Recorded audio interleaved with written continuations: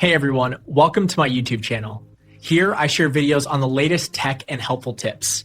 If you enjoy this kind of content, make sure to subscribe.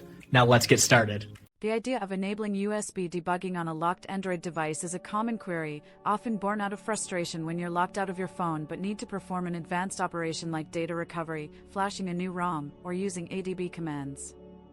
However, it's crucial to understand that enabling USB debugging is fundamentally a security feature designed to be accessed only from within the unlocked operating system. Android's robust security architecture intentionally prevents direct access to developer options, including USB debugging, when the device is locked. This is a critical safeguard against unauthorized access, protecting your personal data from anyone who might physically get hold of your device. Imagine if a thief could simply plug your locked phone into a computer and enable debugging to extract all your information. It would negate the entire purpose of a lock screen.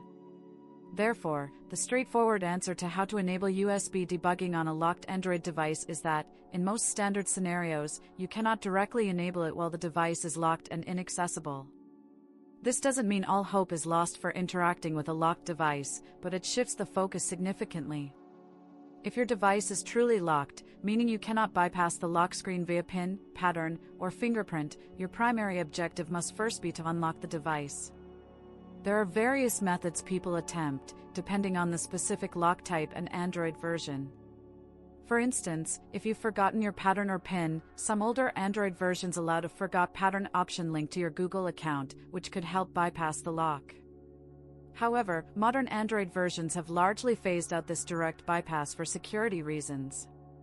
Manufacturer-specific tools or services might offer a way to reset the device or bypass the lock under specific conditions, often requiring proof of ownership, but these typically wipe your data. Only after regaining access to the device and navigating past the lock screen can you then proceed to enable USB debugging through the standard developer options menu. For those situations where USB debugging was already enabled before the device got locked or became unresponsive, e.g., a broken screen but the device is still powered on, there are some very specific, albeit limited, pathways. If USB debugging was active and you have authorized your computer with the device's RSA key fingerprint prior to it getting locked, you might still be able to issue ADB commands. This is a rare scenario, as most users only enable debugging temporarily. If the screen is broken but the device is still responsive, and debugging was enabled, tools like ADB Shell Input Tap XY could theoretically be used to simulate screen touches to navigate menus, but this requires precise knowledge of the UI layout and is incredibly difficult without visual feedback. Some specialized data recovery tools claim to bypass locks and enable debugging, but these are often proprietary, can be expensive, and their effectiveness varies wildly between device manufacturers, Android versions, and the specific lock mechanism. They usually exploit specific vulnerabilities that are often patched in newer Android versions. Another path involves flashing a custom recovery like TWRP. While TWRP itself can't enable USB debugging in the Android OS, it provides a powerful environment to flash custom ROMs, modify system files, and potentially even remove lock screen files if you have the necessary knowledge and tools.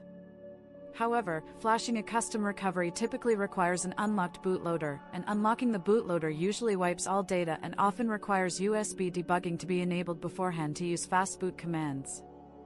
This creates a catch-22, you need debugging to unlock, but you need to unlock to potentially get around the lock.